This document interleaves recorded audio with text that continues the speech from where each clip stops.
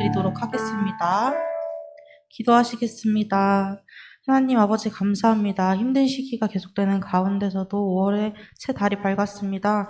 주님, 힘든 시기 가운데서 하나님을 놓는 것이 아니라 오히려 더 하나님과 가까워지고 더 하나님만 바라볼 수 있는 계기가 될 수 있도록 도와주시옵소서. 지금 찬양하는 시간 가운데 있습니다. 찬양할 때 온전히 하나님과 교제할 수 있도록 도와주시옵시고 예배 드릴 때도 하나님과 온전한 시간이 될 수 있도록 도와주시옵소서. 예수님의 이름으로 기도했습니다. 아멘. 함께 나 오직 주를 찬양하시도록 하겠습니다.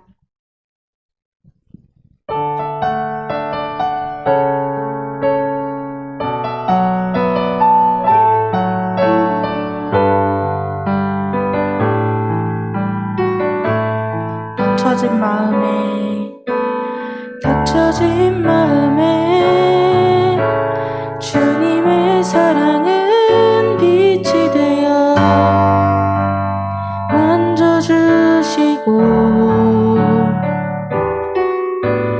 절망의 땅에도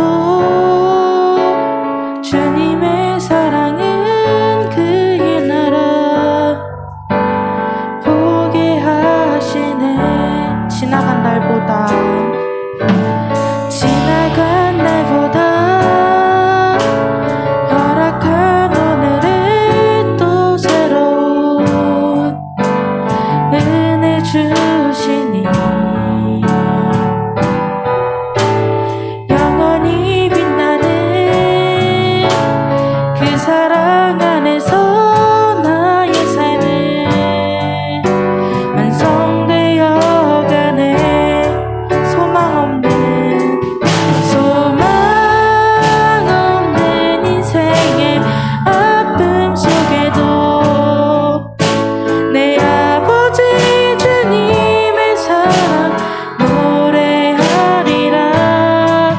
세월 지나 세상이 끝난다 해도 나 오직 주를 찬양하리라.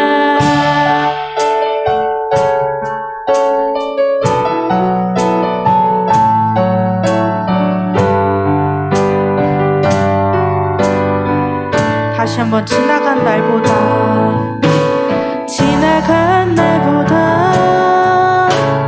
허락한 오늘에 또 새로운 은혜 주시니 영원히 빛나는 그 사랑 안에서 나의 삶은 완성되어 가네. 소망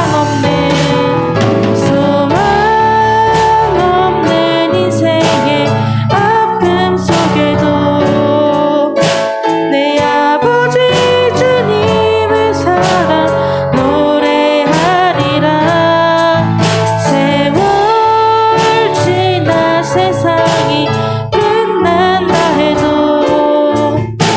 나 오직 주를 찬양하리라. 소망 없는 인생의 아픔 속에도 내 아버지 주님의 사랑 노래하리라. 세월 지나 세상이 끝난다 해도 나 오직 주를 찬양하리라. 나 오직 주를 찬양하리라. 나 오직 주를 찬양하리라.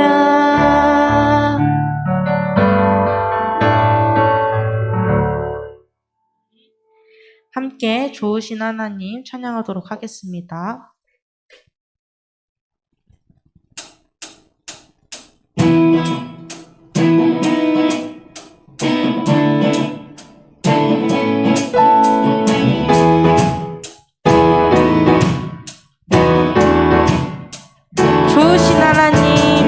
좋으신 하나님 인자와 자비 영원히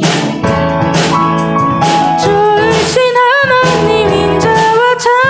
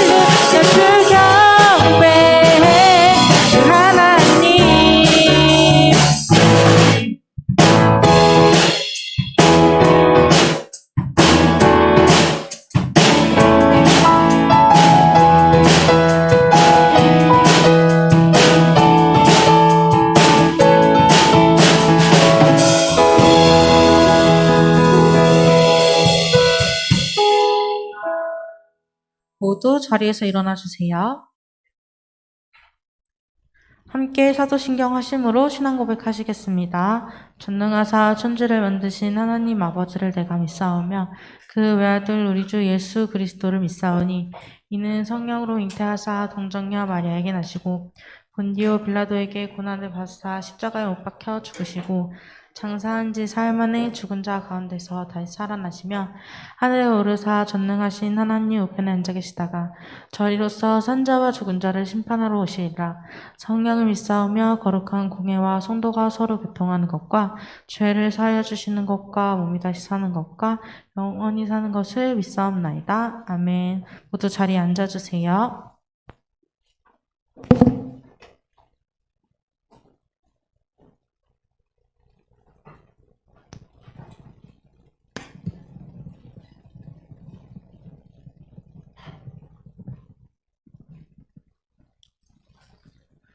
우리 함께 찬양, 주 임재 안에서 함께 찬양하시겠습니다.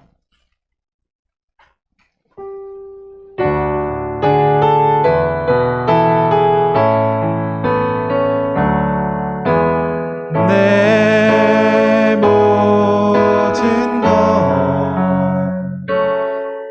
나의 생명까지 다 주님 앞에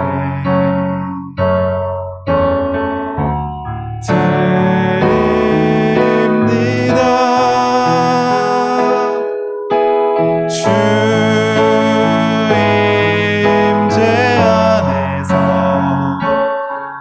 이제 내 영혼 자유에 내가 주의 거룩한 이름을 높이며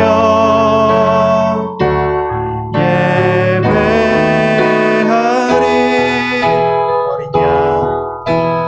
어린 양 찬양하리. 내 평생 그 하나로 충분해요.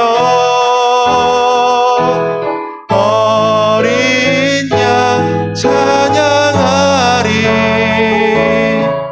내가 주의 임재 안에서 다시 한번 내 모든 것 내 모든 것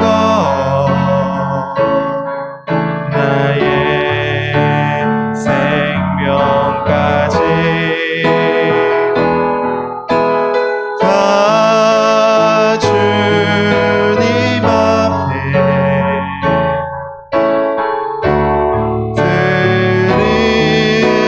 드립니다. 주 임재 안에서 이제 내 영혼 자유에 내가 주의 거룩한 이름을 높이며 예배하리.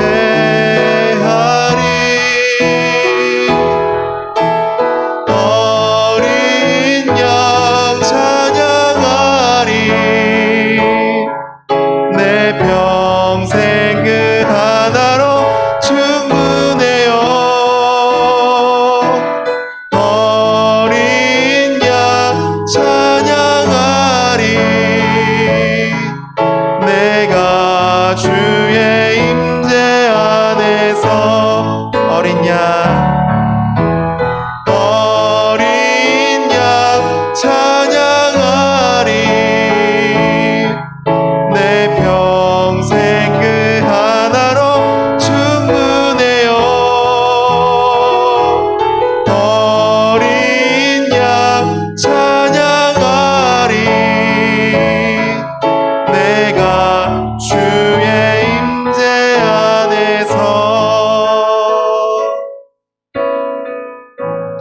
우리를 대표해서 정창훈 형제님께서 기도해 주시겠습니다. 네, 기도하도록 하겠습니다. 하나님 아버지 감사합니다. 저희가 또 이 예배에 설 수 있게 해주시면 감사하고 제가 예배 드릴 수 있게 해주시면 감사합니다. 드리고 싶어도 못 드리는 청년들이 있을 것이고 사람들이 있을 텐데 저희가 드릴 수 있으면 감사드릴 수 있게 해 주셨고 또한 코로나가 지금 계속해서 악화되고 있는데 다 같이 노력하여서 종식될 수 있도록 또한 저희의 힘으로 하는 것이 아니라 주님의 힘으로 했다는 것을 모두가 느낄 수 있도록 해 주시옵소서. 또한 저희가 신경 쓰지 못하는 부분에서도 주님께서 지켜주셔서 다 저희가 건강하게 있을 수 있도록 하여 주시옵소서. 또 원하는 것은 목사님의 입에 통하여 주시는 하나님의 말씀을 듣고 저희가 또 한평생 살아가면서 적용하여 살아갈 수 있도록 하여 주시옵소서. 또한 저희를 보고 다른 사람들이 역시 하나님을 믿는 사람은 다르구나라는 것을 느낄 수 있도록 하여 주시옵고 또한 진학과 어떤 미래에 대한 계획을 세우고 있는 사람들 본인의 이득보다는 주님의 계획을 또한 주님의 나라를 위해서 기도할 수 있는 저희들이 될 수 있도록 하여 주시옵고 또한 저희가 알지 못한 삶 속에서 주님의 계획대로 하게 하여 주시옵소서. 저희가 항상 저희 원대로 하지 마옵시고 주님의 원대로 하옵소서라는 생각을 가지고 살아갈 수 있도록 하여 주시옵소서. 또한 모든 사람들이 배우자나 저희 주변에 있는 친구들을 위해서 또 기도할 수 있도록 하여 주시옵고 나보다 남을 위해서 살아갈 수 있는 저희들이 될 수 있도록 하여 주시옵소서. 항상 함께해 주셨고 또한 저희가 알고 지은 죄 모르고 지은 죄 다 용서해 주실 줄 믿사옵고 이 모든 기도 예수님의 이름으로 기도드렸습니다. 아멘.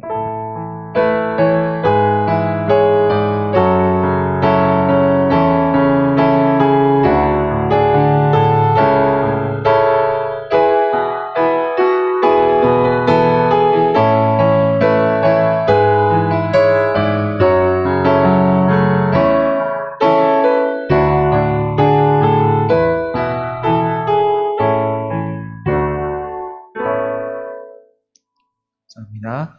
오늘 함께 읽을 말씀은 마태복음 12장 22절에서 37절 말씀입니다.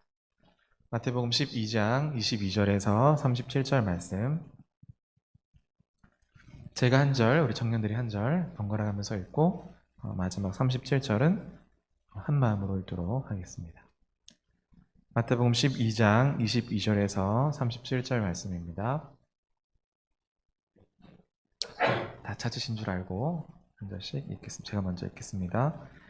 그때 귀신 들려 눈 멀고 말 못하는 사람을 데리고 왔거늘 예수께서 고쳐주심에 그 말 못하는 사람이 말하며 보게 된지라.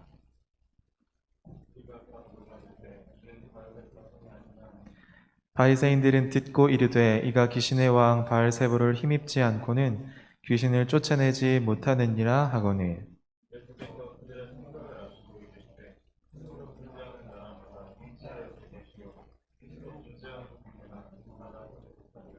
만일 사탄이 사탄을 쫓아내면 스스로 분쟁하는 것이니 그리하고야 어떻게 그의 나라가 서겠느냐.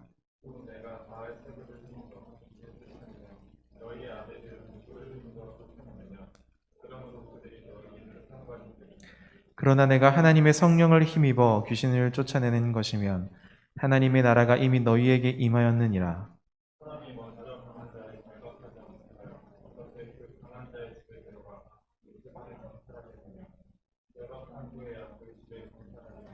나와 함께 아니하는 자는 나를 반대하는 자요 나와 함께 모으지 아니하는 자는 해치는 자니라.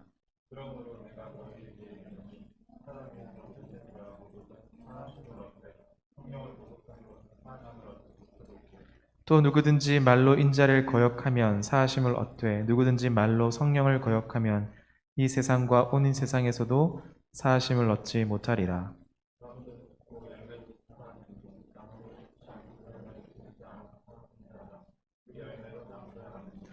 독사의 자식들아 너희는 악하니 어떻게 선한 말을 할 수 있느냐. 이는 마음에 가득한 것을 입으로 말함이라.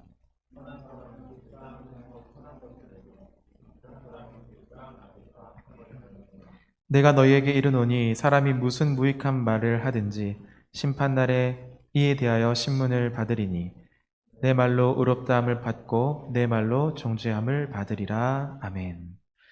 오늘 이 마태복음 12장 22절부터 37절은 우리에게 굉장히 흥미로운 구성을 보여줍니다. 물론 흥미롭기도 하면서 비유나 상징 이런 것이 또 많기 때문에 읽는 이로 하여금 조금 어렵다라는 생각을 하게도 만드는 본문입니다. 오늘 여기 본문에 보면 예수님의 치유하시는 사건이 등장하고 눈 멀고 벙어리 된 자를 고쳐주신 사건이 22절에 기록되어져 있습니다. 그리고 또 놀라운 것은 이 군중들, 이 예수님 곁에 모여있는 군중들의 입을 통해서 23절에 보니까 다윗의 자손, 즉 다윗의 아들이라는 얘기를 또 듣습니다.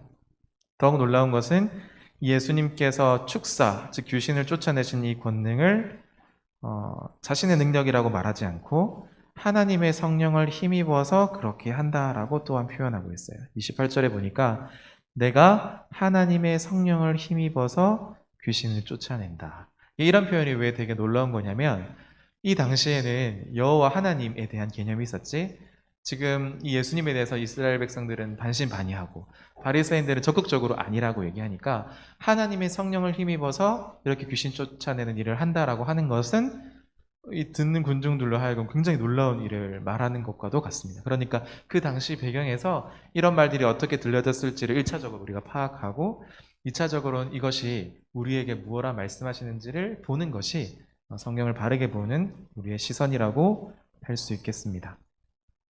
그래서 마태복음 12장 28절에 보면 내가 되게 중요한 구절인데요. 오늘 본문에서 내가 하나님의 성령을 힘입어 귀신을 쫓아내는 것이면 하나님의 나라가 이미 너희에게 임했다라고 말합니다.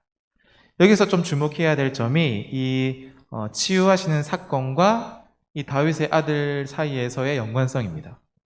예수님께서 치유하신 이 일과 사람들이 그 치유하는 모습을 보면서 다윗의 자손이냐라고 묻잖아요. 도대체 이것이 무슨 연관성이 있는가라는 겁니다. 왜 치유를 했는데 왜 다윗의 자손이라고 말하는 걸까요? 예수님께서 눈 멀고 벙어리 된 자를 고쳐주셨을 때 이 군중들은요 23절에 이는 다윗의 자손이 아니냐라고 물었습니다. 자, 이 말은 긍정적인 표현일까요? 부정적인 표현일까요? 치료를 했어요. 눈 멀고 벙어리 된 자를 고쳐주셨습니다. 근데 사람들이, 군중들이 예수님 보고 이는 다윗의 자손이 아니냐라고 말하는 거예요. 이 말에는 긍정적인 의미가 포함되어져 있을까요? 부정적인 의미가 포함되어져 있을까요? 여러분들이 군중이라고 한번 생각해 봅시다. 치유의 사건이 일어났어요. 이는 다윗의 자손이 아니냐라고 말하는 그 사람들의 마음은 어떨까? 긍정적인 걸까? 부정적인 걸까? 아마 뭐 긍정적이라고 얘기하는 사람도 있을 거고 여러 이유 때문에 또 부정적이라고 얘기하는 사람이 있을 수 있을 것 같아요. 먼저는 이 일어난 놀라운 기적은 역사적인 사실이라는 것을 증거합니다. 이런 일이 일어났기 때문에 지금 군중들이 예수님께 묻고 있는 거예요. 굉장히 놀라하는 것 같은데 정말 당신이 다윗의 자손입니까? 라는 의문이 이 안에 있습니다. 그리고 정말 다윗의 자손입니까? 라고 물으면서 그 예수님이 정말 다윗의 자손인지 알고 싶어하는 그 마음의 내면에 중심도 있는 거예요. 긍정이 있을 수도 있고 부정이 있을 수도 있습니다. 그런데 마태복음은 계속해서 이렇게 써내려 가고 있어요. 또한 예수님께서는 자신이 다윗의 자손이다라고 몸소 보여주시고 사람들은 그것에 대해서, 군중들은 그것에 대해서 놀랍니다. 그리고 곧 이 군중들은요 예수님께 그 대답을 듣기를 원한 뿐만 아니라 그 군중들과 함께 있었던 사람들, 예수님이 독사의 자식들이다 라고 말하는 이 사람들 누구죠? 그 당시의 종교 지도자들이었던 바리새인들도 거기 있었거든요. 바리새인들에게 군중들이 물어요. 그러니까 사실은 이들은 예수님을 아직 자신들의 목자로 받아들이지 않았거든요. 이 군중들은. 그래서 자신들의 지금 목자인 바리새인들에게 물어봐요. 이 예수님의 존재가 정말 누구입니까? 라고 자신들이 지금 목자인 바리새인들에게 물어봅니다. 바리새인들은요, 군중들이 생각하는 것처럼 이 치유하는 마지막 때의 목자, 예수님이 이 땅에 오셨다라는 것을 끝까지 인정하지를 않습니다. 바리새인들이 예수님을 왜 인정하지 못할까요? 바리새인들이 예수님을 인정하는 순간에 자신들이 원래는 이스라엘의 목자 노릇을 했잖아요. 이 바리새인들이.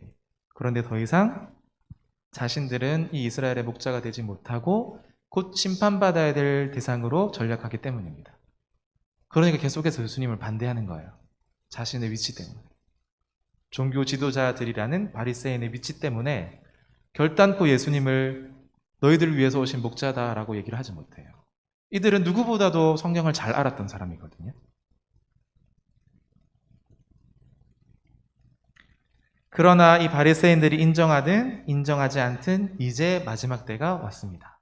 지난주에도 제가 말씀을 드렸지만 우리는 마지막 때를 살고 있는 사람이에요. 예수님의 초림, 그리고 예수님께서 다시 오심 재림, 이 사이에서 살아가는 사람들은 마지막 때를 살아가는 사람들이거든요. 우리는 지금 그 마지막 때를 살아가는 사람들입니다. 그러니까 오실 예수님을 우리가 기대하면서 이 땅을 살아가는 거죠. 이미 종말이 우리에게 왔고 이스라엘의 목자인 예수님께서 그 군중들 사이에 찾아오셨습니다. 구약에 예언된 대로 다윗의 아들이 오실 것이다. 예수님께서 이 땅에 오셨습니다. 뜻밖에도 그 모습은 조금 달랐었는데 그들이 기대했던 다윗의 목자는 굉장히 강력한 힘을 가지고 정치적으로 휘어잡고 이적을 나타내고 이런 모습이었어요. 강력한 왕. 정말 그 구약시대 때 다윗과 같은 모습으로 오실 줄 알았는데 신약시대 때 오신 다윗의 목자 예수님은 좀 다른 모습이었어요. 그 예수님은 어떻게 하십니까? 귀신을 쫓아내시고 병든 자들을 고쳐내시고 소외받은 자들을 긍휼함으로 사랑으로 여겨주시는 다윗의 목자로 오십니다. 그들이 기대했던 목자는 조금 다르죠. 그리고 그 양무리를 해옥하시는 것, 그것 자체가 이스라엘로 하여금 거짓 목자들에 대한 심판이 돼요. 어쩌면 바리새인들을 심판하면서 동시에 이 양들을 회복시키러 오신 예수님의 모습을 우리가 이 마태복음을 통해서 발견할 수가 있습니다.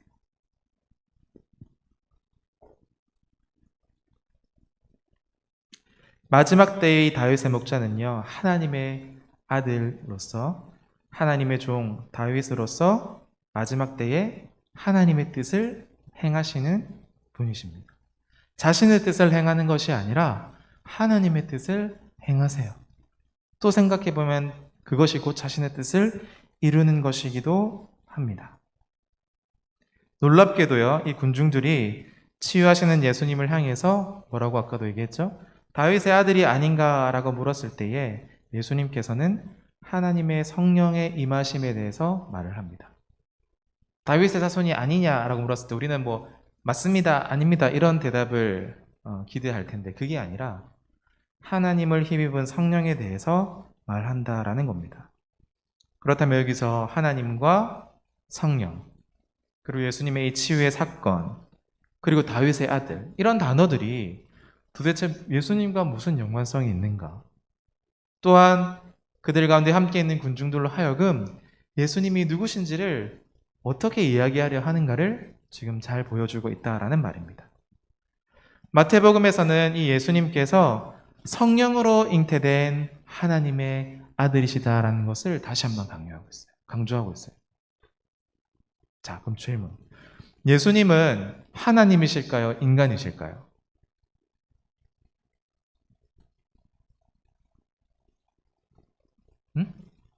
둘 다.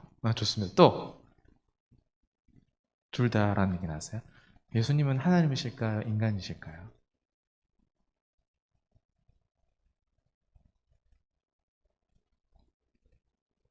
아마 답을 다 아시는데 말 안 하시는 거죠? 예수님은 참 하나님이시면서 참 인간이십니다. 우리 학교 형제가 말한 것처럼 둘 다이세요. 그런 하나님이 오셨다는 거예요. 육체를 입으시고 예수 그리스도의 몸으로. 그래서 다시 한번 이 마태복음은 예수님께서 성령으로 잉태된 하나님의 아들이다. 성령으로 잉태됐다는 말은 죄가 없으시다는 말이죠. 그래서 우리의 모든 죄를 담당하실 수가 있는 겁니다. 또한 다윗의 아들로 인정된 예수님을 통해서 오시고 예수님께서는 마지막 때에 참된 다윗의 목자, 즉 구약에서 계속해서 다윗의 목자가 오실 거다 기다리고 간절히 원했던 그 목자가 바로 예수님이시다라는 것을 오늘 마태복음이 증언하고 확증하고 있는 겁니다. 이건 되게 중요한 사실, 역사적 사실. 그렇게 오신다고 하신 분이 진짜로 오신 거예요. 하나님께서 그렇게 하시겠다고 하면 그 일들을 이루신다는 겁니다.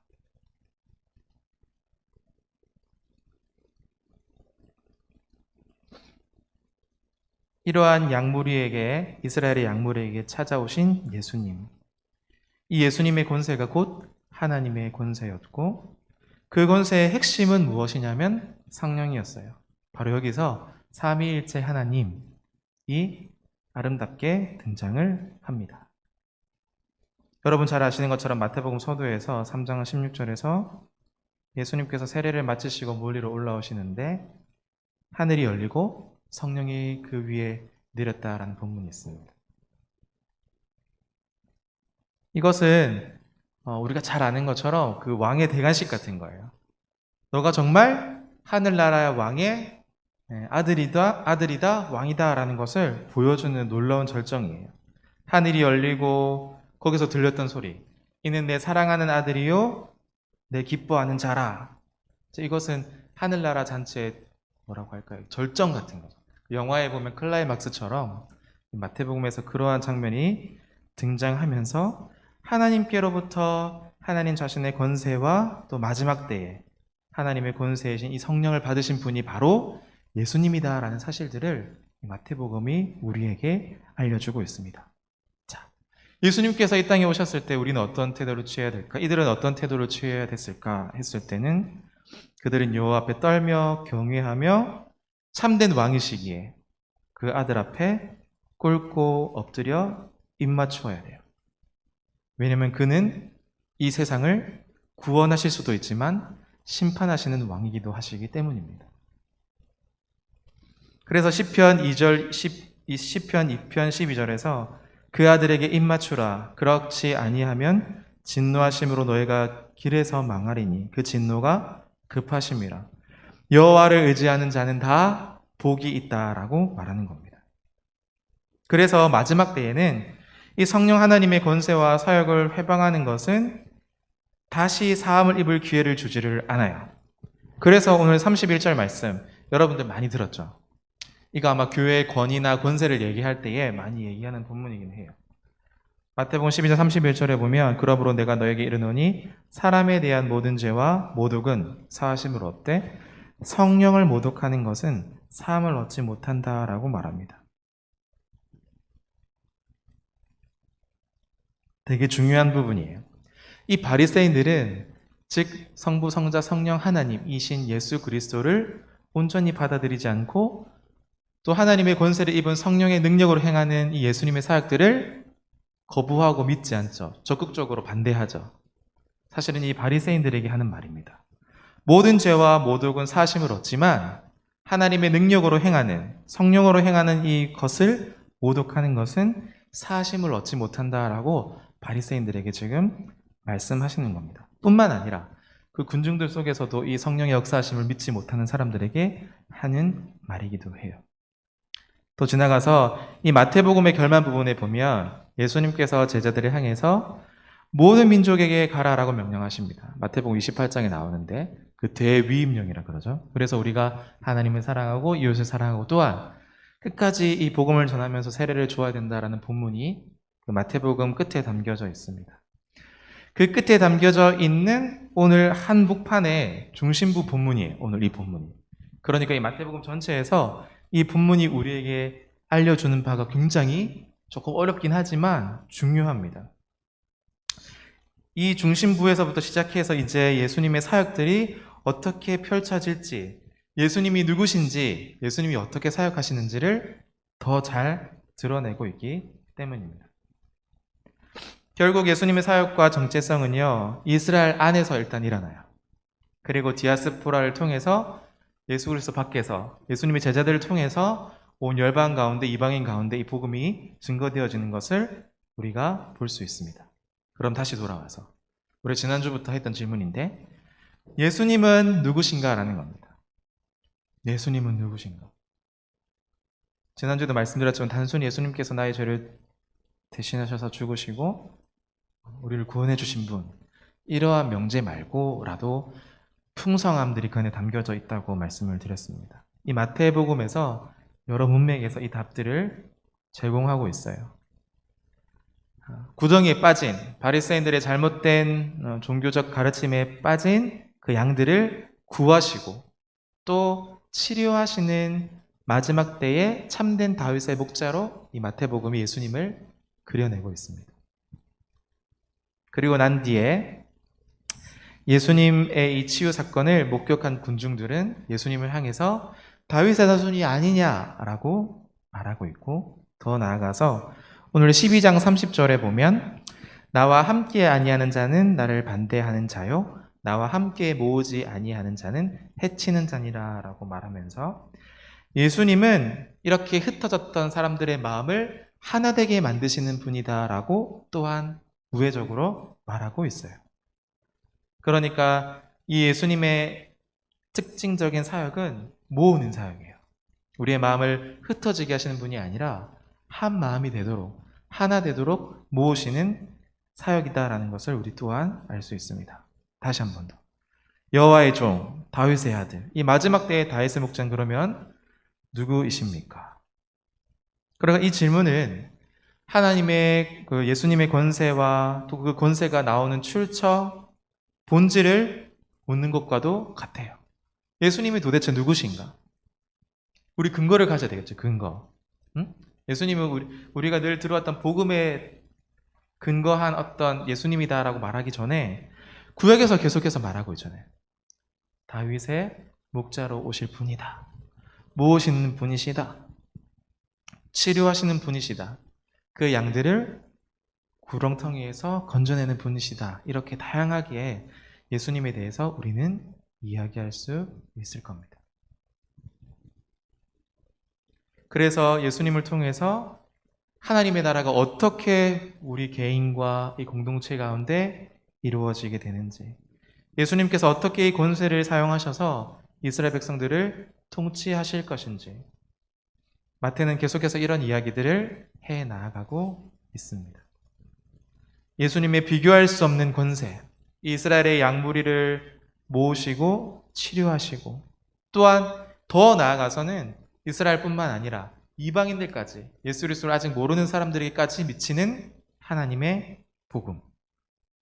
이 복음은 예수님을 통해서 임하게 된 성령임을 다시금 마태는 우리에게 알려주고 있습니다. 그래서 마태복음 12장 18절에서는 이렇게 말하죠. 내가 내 성령을 줄 터이니라고 말을 합니다. 단순히 마태가 이러한 예수님의 모습에 대해서 감동받아서 이런 글들을 쓴 것 같지는 않아요. 이 본문을 읽는 사람으로 하여금 예수님께서 세례를 받으시고 물 위로 올라오셨을 때, 또 창세 이후로, 노아의 홍수 이후로, 또 하나님의 임재가 이스라엘 성전을 떠난 이후로, 에스겔서에 나오는데 이전에도 이후에도 없는 사건이 일어났기 때문에 오늘 굉장히 상징적이지만 장엄하게 예수님이 누구신지, 예수님이 어떤 사역을 하시는지를 적어 나가고 있다는 사실입니다. 하늘이 열리고 성령께서 내려오셔서 예수 위에 머무십니다. 이 땅 위에 하나님의 임재가 거하는 유일한 처소는 어디예요? 예수님이십니다. 돌로 지은 성전은 결국 다 무너지고 없어집니다. 이 땅 위에 하나님의 임재가 거하는 유일한 처소는 예수님 자신입니다. 예수님 안에 마지막 때에 하나님의 통치가 있고요, 생명의 거룩한 통치가 있습니다. 그곳에서부터 참된 생명수가 흘러나오는 거예요.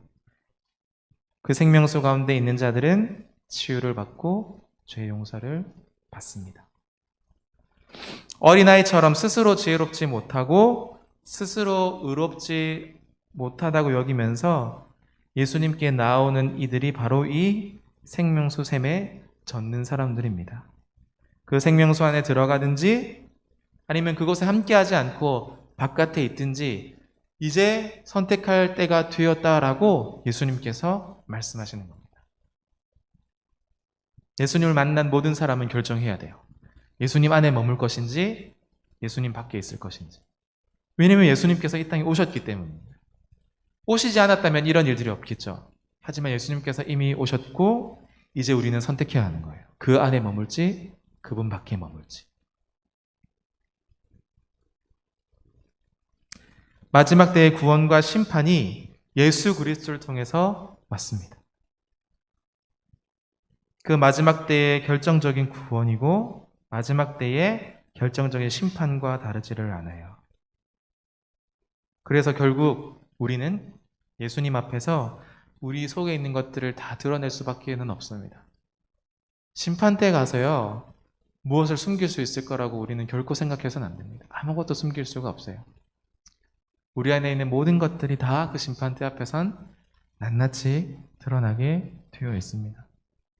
사소한 그런 어떤 것이 아니라 정말로 예수 그리스도 안에 머물렀는가, 정말 예수님을 진심으로 사랑했는가, 하나님을 사랑하고 이웃을 진실로 사랑했는가가 아마 판단받게 될 거예요.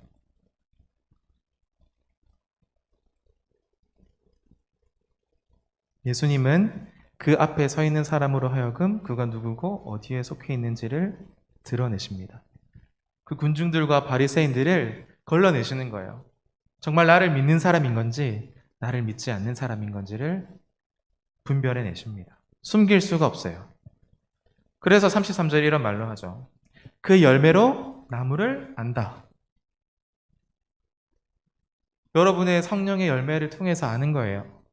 좋은 나무는 좋은 열매를 맺을 수밖에 없을 것이고 나쁜 나무는 나쁜 열매를 맺을 수밖에 없다. 열매로 그 사람을 안다. 되게 중요한 거예요. 우리는 그리스도 안에 있으면서 신앙생활을 하면서 어떤 열매를 맺고 있는지를 잘 살펴보셔야 돼요. 그 성령의 열매를 보면 대부분 내적인 열매들이 많아요. 외적인 열매들보다 내적인 열매들이 굉장히 많죠. 우리가 내적으로 얼마나 그리스도 예수를 닮아가고 있는가.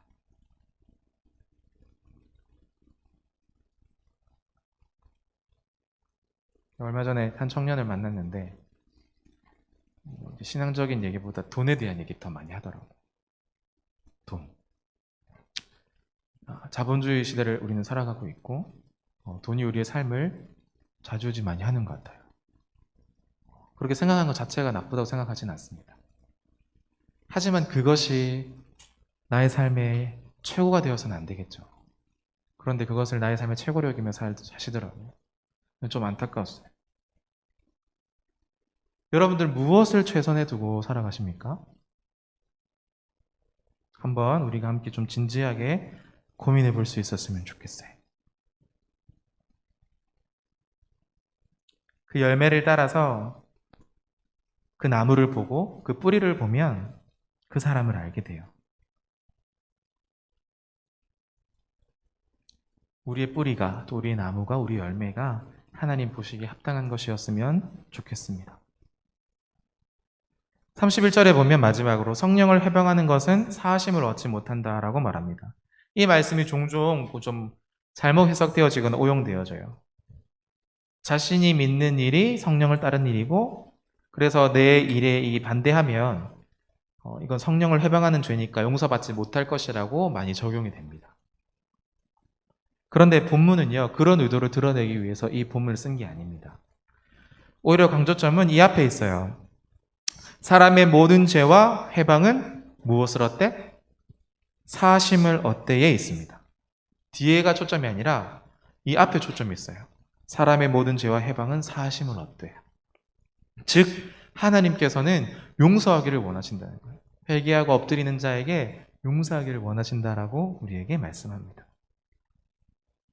예수님을 통해서 성령의 역사하심으로 우리는 가장 큰 은혜와 용서를 지금 우리에게 제안하시는 거예요. 그분 앞에 회개하고 나오면 용서해 주신다라는 말씀이 우리가 잘 아는 이 31절 본문입니다.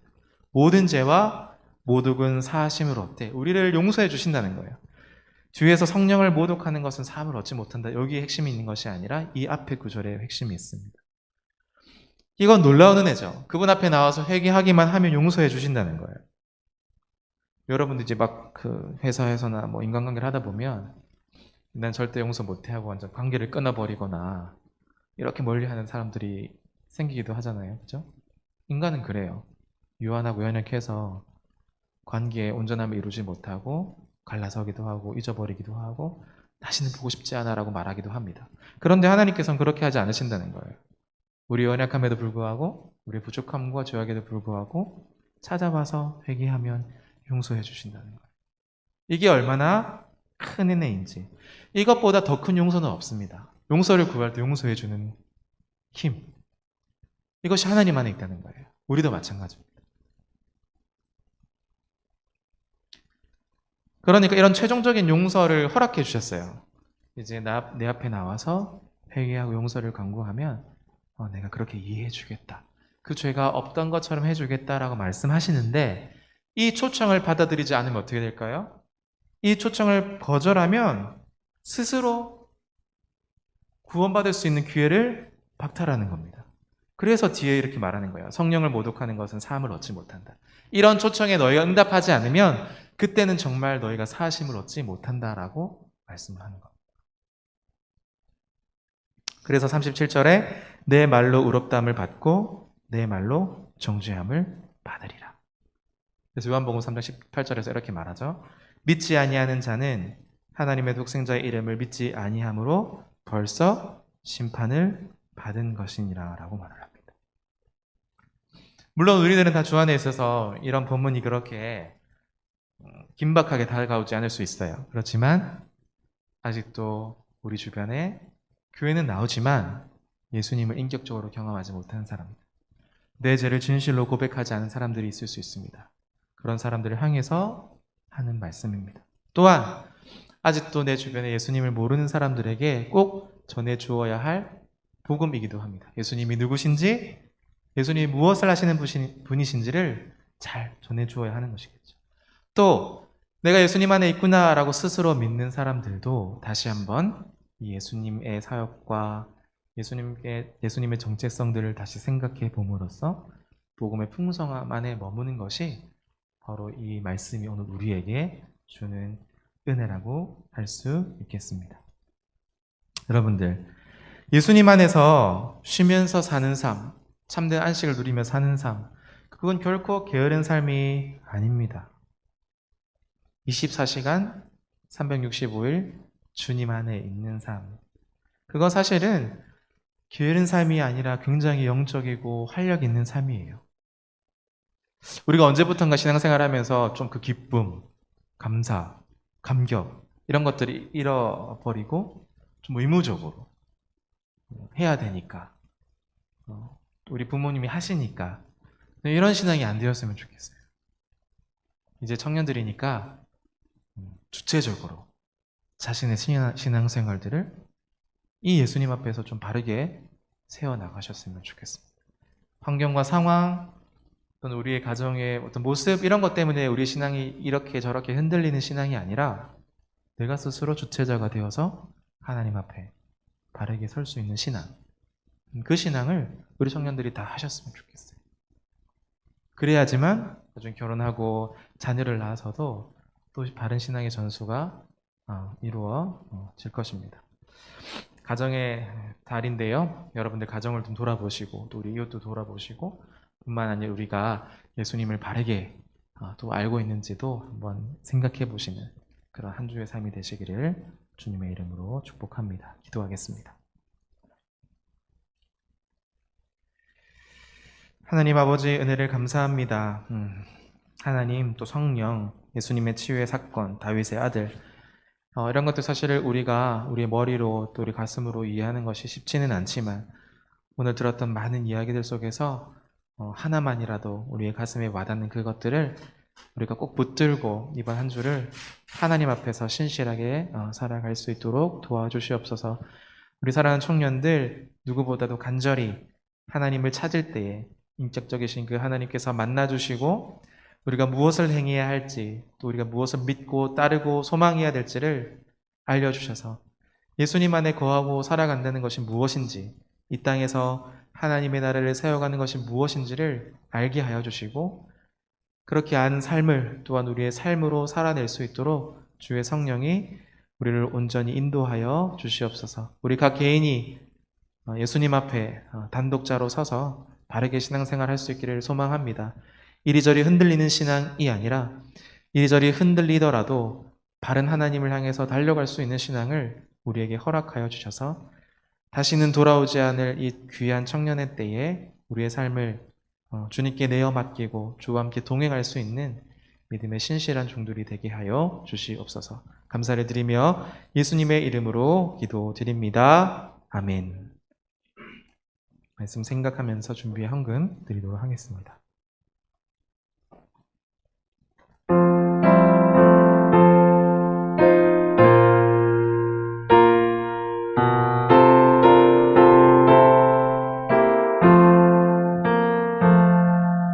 주께서 주시는 해 한없이 꾀오니 우리가 받은 것을 감사히 바치세. 기쁨은 충만하고 소망은 불변해. 정성과 마음을 다해 경배를 드리세. 드려진 헌금을 위해서 기도하도록 하겠습니다. 사랑해 주님 아버지 은혜를 감사합니다. 하나님을 누구보다 사랑하는 우리 청년들 이 자리로 불러주시고 하나님을 예배하게 하시니 감사합니다. 이 자리든지 또는 온라인이든지 어디서든지 하나님의 영광 드러내는 귀한 청년들 되게 하여 주시옵소서. 들은 손길마다 하나님의 풍성한 은혜가 넘치게 하시고 이 예물 하나님의 뜻대로 사용하여 주시옵소서. 우리 청년들 삶의 자리에서 여러 문제도 있고 아픔도 있고 눈물 흘릴 날도 있지만 늘 우리 하나님께서 우리와 함께 하신다라는 사실들을 기억하고 그분 안에 머물며 이 믿음의 여정을 잘 달려나아갈 수 있도록 도와주시옵소서. 또는 낙심하거나 지쳐있는 또 우리 공동체 가운데 함께하지 못하고 이탈하고 있는 우리 사랑하는 청년들도 우리 이 공동체가 날마다 그들을 위해서 기도하고 기억할 수 있는 약한 자들을 위해서 존재하는 공동체, 또 소외된 자들을 위해서 존재하는 공동체, 예수 그리스도를 알지 못하는 자들을 위해서 존재하는 공동체, 우리의 정체성과 우리의 방향성들도 날마다 더 또렷해져 갈 수 있도록 도와주시옵소서. 감사를 드리며 예수님의 이름으로 기도드립니다. 아멘. 오늘 5월부터는 조금 짧은 기도 제목을 가지고 우리가 함께 좀 기도했으면 좋겠습니다. 여러분 5월 5일은 무슨 날이죠? 네, 어린이날입니다. 여러분, 어린이가 여러분의 삶에서는 어떤 존재예요? 여러분의 영역에 어린이라는 존재가 좀 있습니까? 사실은 어린이들도 유초등부 유치부 해보시면 아시겠지만 한 인격체고 되게 귀한 존재들이거든요. 그죠? 그런데 요즘에 뭐 학대나 이런 것들 때문에 막 죽어가는 친구들도 있고 또 코로나라서 오히려 학교를 가지 못해서 더 이렇게 힘들어하는 친구들도 많대요. 그래서 오늘 이 시간 우리가 어린이 주일을 맞이해서 우리 면목중앙교회에 있는 우리 어린 친구들, 또 이 한국 사회에 있는 어린 친구들, 또 전 세계에 있는 우리 어린 친구들을 잠시 생각하면서 좀 기도했으면 좋겠습니다. 우리가 볼 때는 아직 아무것도 모르는 것처럼 보일 수 있지만 그게 아니에요. 한 인격체로 존재하고 있거든요. 그들도 우리 삶의 한 부분에서. 그래서 그들을 위해서 이 시간 함께 좀 기도했으면 좋겠습니다. 그들이 튼튼하고 건강하게 잘 자라가서 하나님의 영광 드러내도록, 또 소외받고 또 아파하고 괴로워하는 아이들이 있다면 그런 환경들을 좀 개선시켜 주시도록, 뿐만 아니라 여러분들 마음속에 일어나는 여러 기도 제목들, 어린 아이들을 위한 기도 제목들을 가지고 이 시간 반주해 주시고 한 2분 정도 어린 아이들을 위한 기도를 이 시간 함께 하도록 하고 주기도문을 마치도록 하겠습니다. 기도합시다. 주여 하나님 아버지, 우리에게 주어진 이 어린 아이들 한 인격체로 우리의 삶의 또 한 부분으로 우리가 이해하고 또 섬기며 사랑할 수 있도록 도와주시옵소서. 주님, 그들 가운데 또 아파하고 또 힘들어하고 지쳐있을 그 영혼들을 위해서 기도하오니 하나님께서 찾아가 주시고 위로해 주시고 힘 주시고, 특별히 우리 사랑하는 면목중앙교회에 있는 우리 사랑하는 지체들, 아이들, 유치부, 영재 유치부, 유초등부, 또 중고등부 우리 학생들, 이 어린이들 하나님께서 꼭 붙잡아 주셔서 주님 안에서 튼튼하게 믿음을 가지고 자랄 수 있도록 도와주시옵소서. 이들을 통하여 세상에 소망이 되는 은혜가 있게 하여 주시옵소서. 우리 삶의 부분인 이 사랑하는 어린이들, 우리가 다른 시선과 다른 눈으로 바라볼 수 있기를 원합니다. 더 더 사랑케 하시고 더 존중하게 하시고 한 인격체로 존중하며 섬기며 사랑할 수 있는 그런 문화를 우리가 함께 만들어갈 수 있도록 은혜를 베풀어 주시옵소서. 우리의 사랑과 관심이 더 필요한 것 같습니다. 주님, 우리 아이들에게 하나님의 마음을 가지고 다가갈 수 있도록 도와주시고 하나님의 마음으로 그들을 찾아가게 하셔서 어린아이와 같지 않으면 천국에 들어갈 수 없다 말씀하신 그 예수 그리스도의 말씀을 우리가 잘 묵상함으로 우리 아이들 같은 믿음을 또 우리에게 허락하여 주시고 이들도 사회 한 구성원으로서 우리가 섬기고 사랑해야 될 존재라는 것을 기억할 수 있도록 도와주시옵소서. 우리가 함께 마음을 모아 기도하고 사랑하는 아들의 삶 위에 그들의 일생 가운데 하나님 만나는 귀한 경험할 수 있도록 도와주시옵소서. 하나님, 우리가 마음을 모아 그들에서 기도하고 주의 뜻대로 이루어 주시옵소서. 주기도문으로 모든 예배를 마치겠습니다. 하늘에 계신 우리 아버지여, 이름이 거룩히 여김을 받으시오며 나라의 마옵시며 뜻이 하늘에서 이룬 것 같이 땅에서도 이루어지이다. 오늘날 우리에게 일용할 양식을 주옵시고 우리가 우리에게 죄 지은 자를 사하여 준 것 같이 우리 죄를 사하여 주옵시고 우리를 시험에 들게 하지 마옵시고 다만 악에서 구하옵소서. 대개 나라와 군세와 영광이 아버지께 영원히 있사옵나이다. 아멘.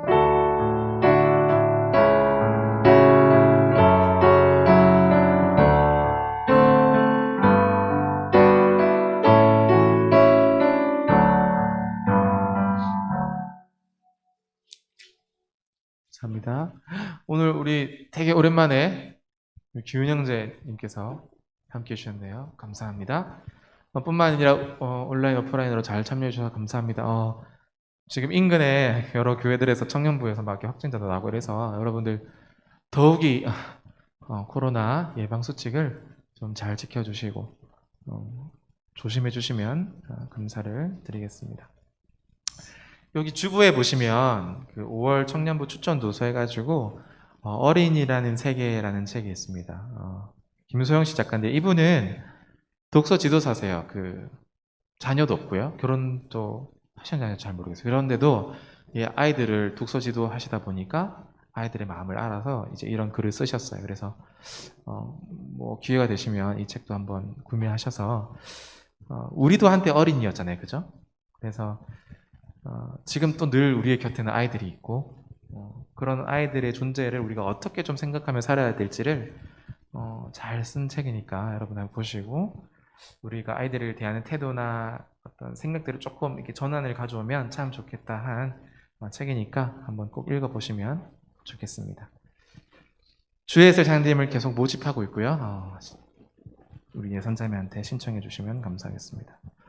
월 생일자 축하하도록 하겠습니다. 우리 아영자매, 상현형제, 보경자매, 석진형제 이렇게 있는데 반주해 주시면 잠깐 시간 안 일어서도 됩니다. 이렇게 축하하고 우리 기억했다가 또 축하해 주시면 감사하겠습니다.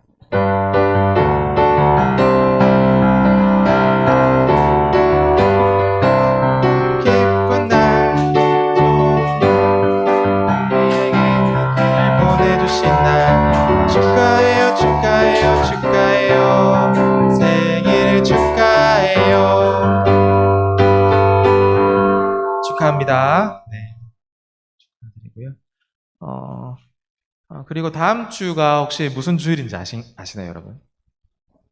다음 주가 맞아요, 어버이 주일입니다. 그래서 저에게 미션이 하나 주어졌습니다. 좀 급작스럽게 주어지긴 했지만 우리가 시간이 되시고 또 마음이 되시는 분들 함께 했으면 좋겠는데 우리가 매년 그 카네이션 달아드리기를 했었어요. 근데 작년 같은 경우 예배가 없어가지고 이 행사를 못했고 이번 연도에는 좀 조심스럽게 저희가 해보려고 합니다. 그래서 또 안 하자니 또 너무 교회에 이렇게 저희 어버이들이 많으신데 너무 좀 그렇게 준비가 없는 것처럼 보여서 저희 청년부에서 조심해서 카네이션 이게 달아드리기까지는 아니더라도 전달해 드리기 정도까지 될 것 같거든요. 그래서 1부 예배 30분 전에 2부 예배 30분 전에 한 두 팀으로 나누어 가지고 1층 로비에서 이렇게 달아드리면 접촉이 많이 생기니까 좀 조심해서 달아드리기보단 전달해 드리는 거예요.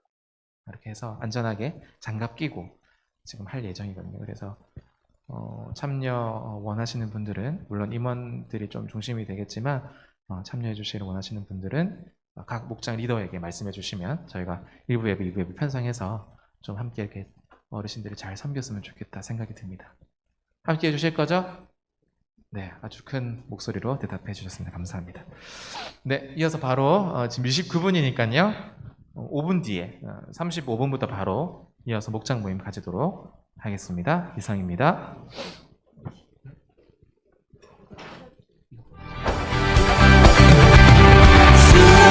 따르며 지나온 순간에 승리와 수많은 실수 그 안에 새겨진 의미를 오늘